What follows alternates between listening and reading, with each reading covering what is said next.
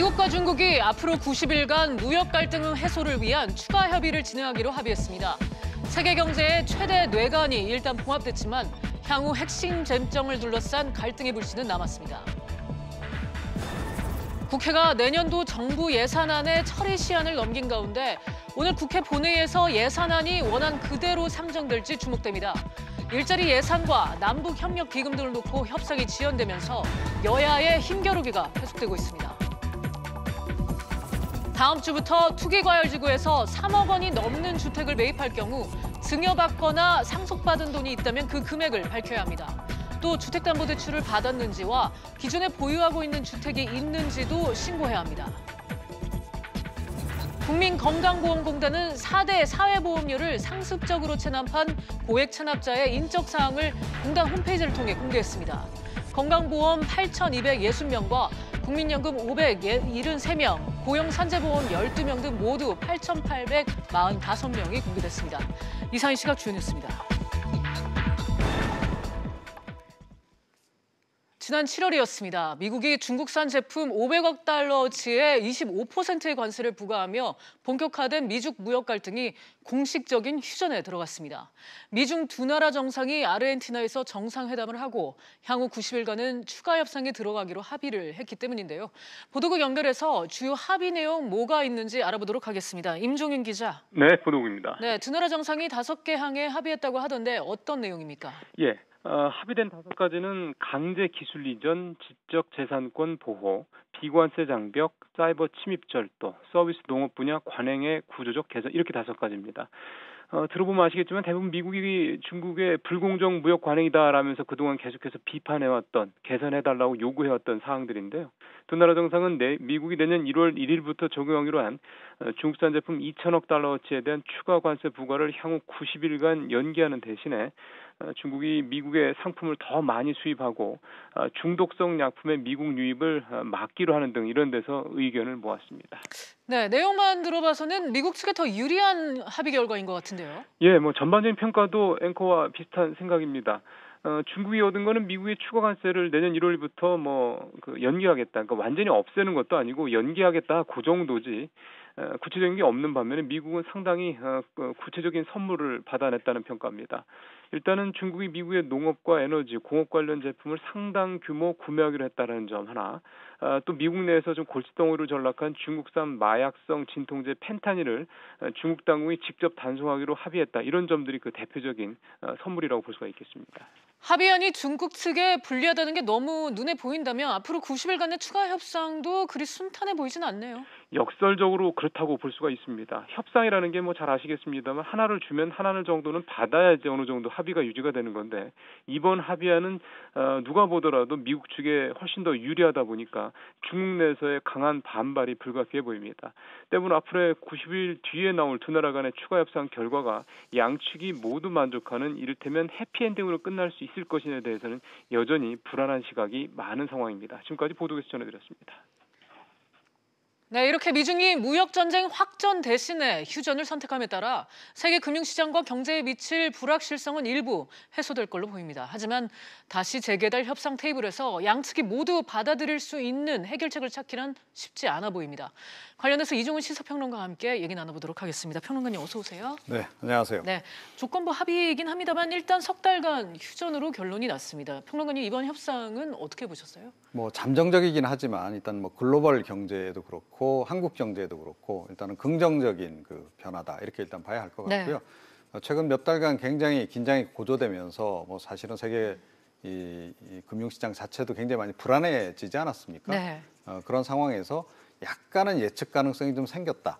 물론 이제 90일 뒤에 어떻게 될지는 여전히 불확실한 상황이긴 하지만 그래도 이런 정도로까지 진전이 이루어진다면 그 90일 이후의 협상에서도 긍정적인 신호를 좀 기대할 수 있는 상황이 된 게 아닌가 이렇게 생각합니다. 주요 외신이나 전문가들은 시 주석이 상당히 양보를 해서 얻은 결과다 이런 반응을 내놓고 있습니다. 네. 그런데 사실 트럼프 대통령도 미국 경제에 피해를 생각해야 하는 입장이니까 한 말 물러섰던 거 아니냐 이런 평가도 나오고 있거든요. 네.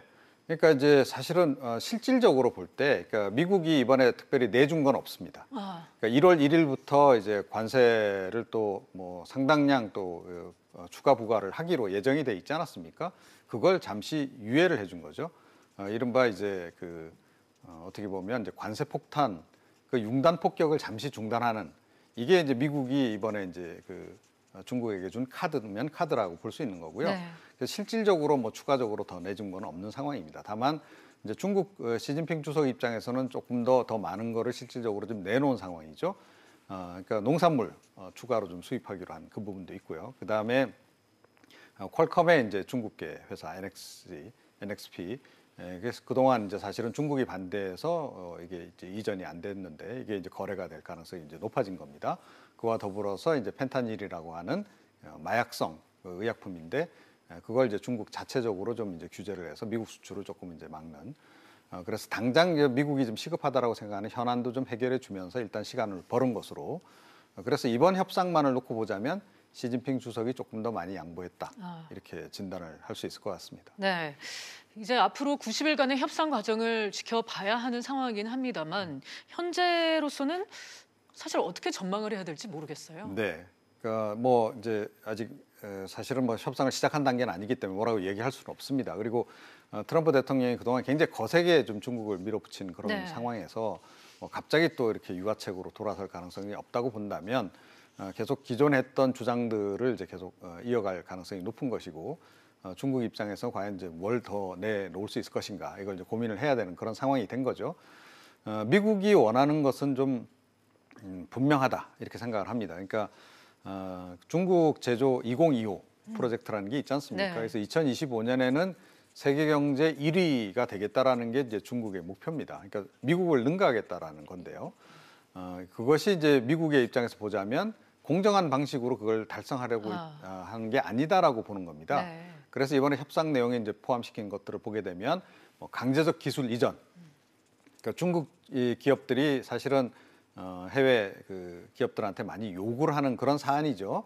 우리도 지금 뭐 우리 기업들도 많이 당하고 있는 그런 네, 특히 현지에 내용입니다. 진출해 있는 예, 기업들한테 그렇습니다. 그렇죠. 예. 또는 이제 지적재산권 네. 보호 부분이라든가 이것도 사실은 중국이 뭐 유명하지 않습니까? 짝퉁 그렇죠. 제조국으로 그래서 지적재산권 침해가 굉장히 많은 거고 그런 부분들과 관련해서 이제 협상을 진행을 해야 되는데 이게 어떻게 보면 중국 입장에서는 그러니까 중국 제조 2025를 앞당기는 그런 수단이라는 거죠. 그러니까 정상적인 R&D를 통해서는 이 단기간에 기술 수준을 그렇게까지 끌어올리기가 좀 힘들다는 겁니다. 바로 그 지점에서 사실은 이제 미국과 중국의 생각이 달라서 협상 과정이 그렇게 순탄할 것 같지는 않습니다. 네. 네. 이번 미중 무역 전쟁의 일시 봉합으로 해서 한국 경제의 대외 리스크가 축소될지도 지금 주목이 되고 있습니다. 일단 수출 기업들의 숨통은 트였다고 봐야 할까요? 네, 그러니까 추가적인 어떤 미국의 관세 폭탄 그런 것을 이제 맞을 가능성이 조금 이제 덜어진 점, 그와 더불어서 중국향 지금 수출 기업들이 상당한 애로를 많이 겪었는데 이것이 약간 좀 숨통을 트일 가능성이 좀 없잖아 있는 그런 상황이죠. 그런데 이런 단기적인 것도 이제 우리로선 중요하지만 사실은 미국 정부가 중국 정부에 대해서 요구하고 있는 조금 전에 말씀드린 이제 그런 사안들과 관련해서는 사실은 미국 정부가 우리 정부를 대신해서 문제를 좀 풀어주고 있는 측면도 없잖아 있습니다. 그러니까 조금 전에 우리가 이제 얘기를 하지 않았습니까? 우리 네. 기업들도 중국에 가서 사실은 많이 피해를 입은 그런 영역에서 지금 이제 미국이 문제 제기를 하고 있는 거고 또 이제 첨단 기술 관련한 부분을 지금 많이 미국 쪽에서 억제를 하려고 하는 것으로 보이는데 반도체 뭐 대표적이죠. 이런 것도 사실은 우리 기업들에게 혜택으로 좀 돌아오는 부분이 분명히 있습니다. 그래서 좀 길고 짧은 것은 좀 대봐야 한다. 그리고 우리도 그 득실을 잘 계산해서 이 미국하고 중국 사이에서 외교를 잘 해야 하지 않을까. 세일즈 외교를 그렇게 생각합니다. 네. 마지막으로 이 90일 후에 만약에 협상이 타결이 안 돼서 관세 폭탄으로 이어진다면요. 우리 경제는 어떤 영향을 미칠까요? 그러니까 우리 기업들도 덩달아 이제 그 관세를 맞을 가능성이 높지 않습니까? 네. 이제 이미 좀 그런 상황인 것이고, 그래서 이제 예외 인정을 못 받으면 이제 우리 기업들이 상당한 어려움을 겪을 수 있는 그런 부분이 이제 분명히 발생하죠. 그와 더불어서 이제 중국 산업 자체가 좀 위축이 좀 되면서 우리 기업들의 중국 수출에도 이제 차질이 올 수 있는 그런 상황. 그거는 이제 우리가 좀 위기 변수로서 그동안에 계속 뭐 제기됐던 문제이기 때문에 이미 충분히 대응할 만한 시간은 있었습니다만 추가적인 대응이 좀 필요한 그런 상황이고요. 그런데 이게 이제 협상이 긍정적으로 끝났을 때도 좀 대비를 해야 한다라고 생각합니다. 그렇군요. 그래서 환경 자체가 갑자기 확 바뀔 수도 있기 때문에 네. 그에 대해서 과연 우리 기업들은 어떻게 대응을 할 것이고 그렇게 되면 아마 협상이 성공적으로 미국이 바라는 바대로 진행이 되면 미국 기업의 중국 진출도 오히려 좀 늘어날 가능성도 없지 않아 있습니다. 그렇겠네요. 그럴 경우에 우리 기업들은 그러면 어떻게 미국 기업들하고 공조를 해서 중국 시장을 추가 공략할 것인지 이 부분도 함께 고민을 좀 해서 연구를 하는 게 좋지 않을까 이렇게 생각합니다. 네, 오늘은 이종훈 평론가와 함께 이 90일간의 유예 기간을 두기로 한 미중 간의 무역 갈등과 관련해서 얘기 나눠봤습니다. 평론가님 오늘 말씀 감사합니다. 석유화학업계가 투자와 일자리 창출에 적극 나서겠다는 의지를 밝혔습니다. 설비를 증설해서 일자리 1,700여 개도 만들 계획입니다. 자세한 내용은 취재기자 연결해 알아보겠습니다. 최나리 기자. 네, 최나리입니다. 네, 석유화학업계가 대규모 투자 계획을 발표했다고요? 네, LG화학과 GS칼텍스, 현대케미칼, S오일 등 8개의 석유화학 업체가 앞으로 5년 동안 14조 5천억 원을 투자하겠다고 밝혔습니다. 이로 인해 1,700여 개의 일자리가 만들어질 것으로 예상됩니다. 이번 대규모 투자 계획 발표는 오늘 오전 여수 국가산업단지에서 마련된 성윤모 산업통상자원부 장관과의 투자 간담회에서 이뤄졌습니다. 네, 구체적인 투자 분야는 어디고 또 기대 효과는 어느 정도입니까? 네, 우선 LG화학은 간담회에 앞서 전남 여수 등 지자체와 협약식을 열고 오늘 2021년까지 여수 산업단지에 2조 6천억 원의 설비 투자와 지역 인재 고용을 하기로 약속했습니다. 또 GS칼텍스는 오는 2023년까지 여수 지역 설비 투자에 2조 7천억 원을 투자합니다. 현대케미란 대산 지역에 역시 2조 7천억 원 규모의 투자를 하고 S오일은 울산 지역에 5조 원 규모의 설비 투자 계획을 밝혔습니다. 가장 기대되는 효과는 지역별 일자리 창출인데요. 지역별로 300명에서 500명 정도의 일자리가 생겨날 것으로 보입니다. 다만 업계는 용지 부족 문제라든지 전력 용수, 폐수 처리 등 인프라 확충 등이 필요하다고 강조했습니다. 또 업계에 따르면 24시간 가동되는 현장 특성상 근로시간 단축이나 환경규제 관련 질소 산화물 규제 강화도 투자 걸림돌로 작용할 가능성이 높습니다. 이에 대해 성윤모 장관은 투자와 일자리 창출이 가속화할 수 있도록 건의사항에 대해 끝장을 본다는 자세로 해결하겠다고 답했습니다. 지금까지 SBS CNBC 최나리입니다. 여야가 내년도 예산안을 두고 주말에도 비공식 모임을 열고 심의를 계속했지만 결국 처리 시한을 사실상 지키지 못했습니다. 국회가 오늘 본회의를 열고 내년도 정부 예산안 원안을 상정시킬지 주목되는데요. 취재기자 연결해 보겠습니다. 박규준 기자. 네, 박규준입니다. 네, 예산안 처리를 놓고 오전에 여야 3당 교섭단체 대표들이 만났다면서요. 합의점이 찾아졌습니까? 네, 그렇지 못했습니다. 더불어민주당과 자유한국당, 바른미래당 원내대표가 오늘 오전 국회에서 만나서 예산안 본회의 처리 문제 등을 놓고 협상을 진행했는데요. 결국 합의 도출에는 실패했습니다. 홍영표 원내대표는 본회의에 상정하는 것은 최종적으로 합의하지 못했다면서 오후에 3당이 다시 합의해서 오늘 상정할지를 조금 더 논의하기로 했다 이렇게 전했습니다. 문희상 의장은 이에 대해 법에 따라 오늘 정부안을 상정해서 설명을 듣고 최종적으로는 여야가 합의하는 날에 처리하자는 입장을 밝힌 것으로 전해졌습니다. 여야 원내대표들은 오늘 오후에도 협상을 이어나가서 예산안 처리 시한을 확정하기로 했습니다. 네, 어제 여야 예산결산특별위원회 간사들이 모여서 예산 심사에 대한 논의를 했죠. 이 심사가 어느 정도까지 진행이 됐나요? 네, 어제 더불어민주당과 자유한국당, 바른미래당 등 여야 3당 예결위 간사들이 비공식 회의체, 즉 소소위를 열어서 예산 심사를 이어갔습니다. 이 예결위 간사들은 그제와 어제도 두 차례 만나서 예결위 예산 소위의 1차 감액 심사에서 보류된 예산 항목들을 심사했는데요. 현재 여야 이견으로 결론을 내리지 못해서 1차 감액 심사에서 보류된 예산만 220건에 달하는 것으로 알려져 있습니다. 네, 그렇다면 박 기자, 예산안은 대체 언제쯤 처리될 걸로 전망됩니까? 네, 우선 민주당은 오늘 3일 처리하자라는 입장이고 자유한국당 등 야당은 이번 주 금요일인 7일 처리하자 이렇게 입장이 갈리고 있습니다. 문희상 의장은 여야가 예산안 처리 시한에 합의하지 못하면 오늘 밤 늦게라도 본회의를 열겠다고 압박하고 있는 상황인데요. 하지만 일자리와 남북협력 등 예산안에 대한 여야 입장차가 첨예한 데다 야권이 예산안 처리를 선거제도 개편과 연계하고 나서면서 지금으로서는 통과 시점을 예단하기 힘들어 보입니다. 지금까지 SBS CNBC 박규준입니다. 당정은 경영이 악화된 편의점이 폐점을 쉽게 할 수 있도록 위약금을 면제 또는 감경해주는 방안을 추진합니다. 더불어민주당과 정부는 오늘 국회에서 당정 협의회를 열고 편의점 업계의 과밀 경쟁을 완화하기 위해 이 같은 내용의 자율규약을 마련했다고 밝혔습니다. 김태년 민주당 정책위의장은 편의점주들이 제일 힘들어하는 게 과도한 위약금으로 폐점을 못하는 것이라고 설명했습니다. 정부와 여당이 추진 중인 상법 개정안에 대해 대한상공회의서는 득보다 실이 크다며 국회에 신중한 검토를 촉구했습니다. 대한상의는 상법과 공정거래법, 복합쇼핑몰 규제 등 3개 법안에 대해 이 같은 내용 등을 담은 경제계 의견을 오늘 국회에 제출했습니다. 대한상의는 개정안이 통과될 경우 2대, 3대 주주나 해외 투기 자본들이 회사를 압박하고 부당한 이득을 추구하는 수단으로 변질할 수 있다고 우려했습니다.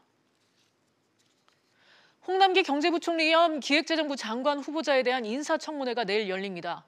올해 정기국회 마지막 인사검증인 만큼 여야 모두 철저한 검증에 나설 걸로 보입니다. 자세한 내용은 취재기자 연결하겠습니다. 류정은 기자. 네, 류정은입니다. 네, 홍 후보자에 대한 청문회에서 주로 어떤 내용들이 다뤄질까요? 역시 가장 중점이 되는 검증 포인트는 소득주도 성장 등 정부 정책에 대한 홍 후보자의 입장과 능력이 될 전망입니다. 경제투톱으로 인해 논란이 많았던 1기 경제팀과 달리 2기 팀은 홍 후보자의 원톱 체제를 예고한 상태인데요. 여당은 문재인 정부 경제정책에 대한 정확한 이해와 추진 의지를 확인하겠다는 생각입니다. 그리고 야당은 일각에서 예스맨이란 비판을 받는 홍 후보자가 청와대에 끌려가지 않고 소신 있게 경제정책을 펼 수 있을지를 검증할 계획입니다. 네, 그렇다면 홍 후보자의 경제관과 정책 추진 방향이 궁금해지는데요. 홍 후보자가 청문회 답변서를 통해서 밝혔다고요? 네, 홍 후보자는 최근 투자와 고용이 부진해 성장세가 약화되고 있는데 이들이 구조적인 요인들로 인한 문제여서 단기간 내에 개선이 어렵다고 보고 있습니다. 이를 해결하기 위해 소득주도 성장 정책을 계속 추진해야 한다는 입장인데요. 다만 가파른 최저임금 인상이 일부 취약계층 고용에 영향을 줬다면서 시장과 소통의 인상 속도를 보완할 필요가 있다고 강조했습니다. 아울러 근로시간 단축과 관련해서는 탄력근로제 단위시간 확대 등 제도 개선을 병행해야 한다고 말했습니다. 또한 부동산 보유세 인상에는 찬성했고 부동산 시장이 불안해질 경우 추가 대책을 내놓을 계획도 밝혔습니다. 지금까지 SBS CNBC 류정은입니다. 오는 10일부터 투기 과열지구에 위치한 3억 원이 넘는 집을 구입하면 증여나 상속 금액은 물론이고 주택담보대출 여부 등 자금 조달 계획을 상세히 밝혀야 됩니다. 한국은행의 기준금리 인상으로 은행 대출금리도 오를 전망이어서 주택 매입이 여러모로 까다로워졌습니다. 취재기자 연결합니다. 윤지혜 기자. 네, 보도국입니다. 네, 투기 과열지구 내 주택 구입을 할 때 자금 출처 내용을 상세히 밝히도록 관련법이 바뀐 거죠? 네, 그렇습니다. 부동산 거래 신고 관련법 시행규칙이 개정되면서 집을 살 때 제출하는 자금 조달 계획서 신고 항목이 추가됐습니다. 투기 과열지구에서 3억 원 이상의 주택을 매입할 때는 입주 계획서에 증여 상속 금액을 기재해야 됩니다. 부모 돈으로 집을 구매하는 이른바 금수저 자녀들의 주택 구입 자금 출처 조사를 강화하겠다는 의미입니다. 편법 대출을 가려내기 위한 주택담보대출 여부와 주택 보유 유무도 신고 대상입니다. 정부는 지난해 9월 투기과열지구 내 3억 원 이상 주택 매입 시 자금 조달과 입주 계획서 제출을 의무화했지만 자금 조달 관련 신고 항목이 구체적이지 않다는 지적이 제기됐습니다. 네. 개정된 시행규칙은 오는 10일부터 적용됩니다. 이달 중순부터는 은행 대출금리 인상도 본격화되죠? 네, 지난주 금요일 한국은행은 기준금리를 연 1.50%에서 1.75%로 0.25%포인트 인상했습니다. 주택담보대출금리는 대부분 코픽스라는 지수와 연동을 하는데 다음 코픽스는 오는 17일 발표가 될 예정입니다. 통상적으로 은행들은 코픽스가 발표된 바로 다음 날부터 주택담보대출 변동금리에 반영하기 때문에 18일에 시중은행들이 일제히 대출금리를 올릴 것으로 보입니다. 앞서 시중은행들은 한은의 기준금리 인상 후 0.1%에서 0.3%포인트가량 예적금 금리를 올리겠다고 밝혔는데요. 한편 경기 전망까지 반영하는 자영업자 대출 금리는 오는 18일로 예정된 미국 연방공개시장위원회가 끝난 뒤 한 번 더 움직일 가능성이 큽니다. 지금까지 보도국에서 전해드렸습니다. 국민건강보험공단이 4대 보험료를 상습적으로 체납한 고액 체납자 명단을 홈페이지를 통해 공개했습니다. 보험료를 납부하지 않은 고액 체납자는 8,800여 명에 달하고 체납 금액은 2,400억 원이 넘습니다. 자세한 내용은 취재기자 연결해 알아보겠습니다. 조슬기 기자. 네, 조슬기입니다. 네, 건보공단이 4대 보험료 체납자 명단을 공개했다고요? 네, 그렇습니다. 건강보험을 비롯해 국민연금과 고용 또 산재보험 등을 내지 않은 사람들로 모두 8,845명입니다. 이름과 나이, 주소 등과 같은 인적사항과 체납 액수와 종류 등이 건보공단 홈페이지에 게시됐는데요. 2년 넘게 1,000만 원 이상 건강보험료를 내지 않은 개인이나 연금보험료는 5천만 원, 또 고용과 산재보험료 10억 원 이상 체납한 사업장이 대상입니다. 이들이 내지 않은 체납액은 2,471억 원에 달했는데요. 건강보험이 1,749억 원으로 가장 많았고 국민연금이 515억 원, 고용산재보험이 207억 원을 각각 기록했습니다. 네, 주로 어떤 사람들이 체납자 명단에 이름을 올렸습니까? 네, 4대 보험이 원천 징수되는 직장가입자와 달리 지역가입자가 3,700여 명으로 가장 많았고요. 개인 사업장을 운영하는 개인이 2천여 명, 또 법인 사업장은 2,500여 곳이 포함됐습니다. 사이트에 직접 들어가 조회를 해봤는데요. 서울 강남에 큰 병원을 운영하고 있으면서도 건보료 1억 8천여만 원을 체납한 병원장부터 연금보험료 5억여 원을 무려 5년 넘게 내지 않은 마포의 한 건설업체 등에 이르기까지 유형도 다양했습니다. 6개월 넘게 소명 기회를 주었지만 납부하지 않은 악성 체납자에 대해선 재산 상태나 소득 수준 등을 고려해 명단을 확정했다는 게 공단 측 설명입니다. 공단 측은 이들 체납자에 대해서는 부동산과 금융자산 등을 압류하고 압류재산에 대한 공매를 추진할 계획입니다. 지금까지 SBS CNBC 조슬기입니다. 정부와 여당이 지난달 26일 카드 수수료 개편안을 발표하면서 과도한 카드 부가 서비스를 줄이겠다고 밝혔습니다. 이를 두고 금융당국 간에도 입장차를 보이는 등 논란이 빚어지고 있는데요. 무슨 내용인지 취재기자 연결해 알아보겠습니다. 김성현 기자. 네, 김성현입니다. 네, 카드사 혜택이 줄어드는 문제를 두고 금융당국 간에도 이견을 보이고 있다는 건가요? 네, 그렇습니다. 우선 금융위는 기존 약관을 바꿔서라도 과도한 부가 서비스를 개선할 필요가 있다는 입장입니다. 특히 카드사 회원이 누리는 부가 서비스가 연회비의 7배 이상으로 소비자의 신용카드 이용 혜택과 비용을 조정해야 한다는 건데요. 하지만 금감원은 금융위와 달리 소비자 보호를 이유로 기존 카드의 부가 서비스 축소에 부정적인 것으로 알려졌습니다. 부가 서비스 축소와 관련된 과거 소비자 소송을 봤을 때 소비자가 승소하는 경우가 많았기 때문입니다. 네, 결국 피해는 일반 소비자가 보는 거 아니냐는 것도 논란이 되고 있죠. 네, 최종구 금융위원장은 그동안 부가 서비스의 상당 부분이 법인 회원에 집중돼 있었다며 일반 회원의 혜택은 줄지 않도록 하겠다고 강조했습니다. 이후 개인 회원에 대한 부가 서비스는 그대로 두는 것이냐는 논란이 있었는데요. 이에 금융위는 보도 참고 자료를 내고 기존 카드의 부가 서비스도 과도하다고 판단되면 줄일 수 있다고 해명했습니다. 금융위와 금감원은 이 같은 논란에 대해 업계와 함께 TF를 구성해 카드 상품 부가 서비스 현황 조사와 세부 방안을 마련할 예정이라고 해명했습니다. 지금까지 SBS CNBC 김성현입니다. 지난 2분기 전업투자자문사 10곳 중 6곳이 적자를 낸 걸로 나타났습니다.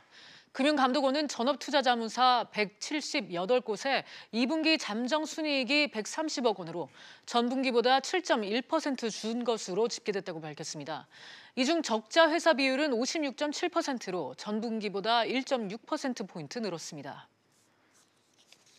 셀트리온이 자가 면역 질환 치료용 복제약 램시마를 피하 주사 체형으로 만든 램시마 SC의 허가를 유럽 의약품청에 신청했다고 밝혔습니다.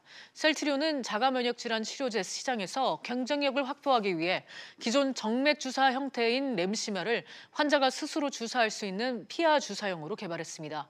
유럽 의약품청의 심사에는 통상 1년 내외가 소요돼 이르면 내년 하반기에 허가가 날 전망입니다. 이 시각 증시 상황 함께 살펴보시죠. 미중 무역 전쟁이 일단 90일간의 휴전 상태에 들어갔습니다. 그동안 이 무역 갈등으로 많은 영향을 받아온 국내 증시가 오늘은 좋은 흐름 보이고 있습니다. 코스피 1.72% 상승해서 2100선, 코스닥도 1.5% 상승해서 700선을 넘어서 706포인트에서 거래가 되고 있습니다. 오늘장 특징주 함께 알아보시죠. 먼저 셀트리온입니다. 셀트리온은 램시마 피하 주사 제형이 유럽에 허가 신청을 했다는 소식을 들리면서 현재 0.84% 상승한 상태고요. 종근당 역시 빈혈 치료 바이오시밀러 품목을 허가받았다는 소식에 강세 보이고 있습니다. 포스코는 협력사의 동반 성장을 위해서 3년 동안 7천억 원을 지원하겠다는 소식을 내놓으면서 현재 강세 보이고 있고요. 마지막으로 화학주들도 지금 강세 보이고 있습니다. 미중 무역 분쟁이 완화되면서 구매 심리감이 회복될 것으로 기대하면서 지금 롯데케미칼과 LG화학, 효성화학 모두 상승세 보이고 있습니다. 지금까지 증시 상황 알려드렸습니다. 오늘 저희가 준비한 내용은 여기까지입니다. 시청해주신 여러분 고맙습니다.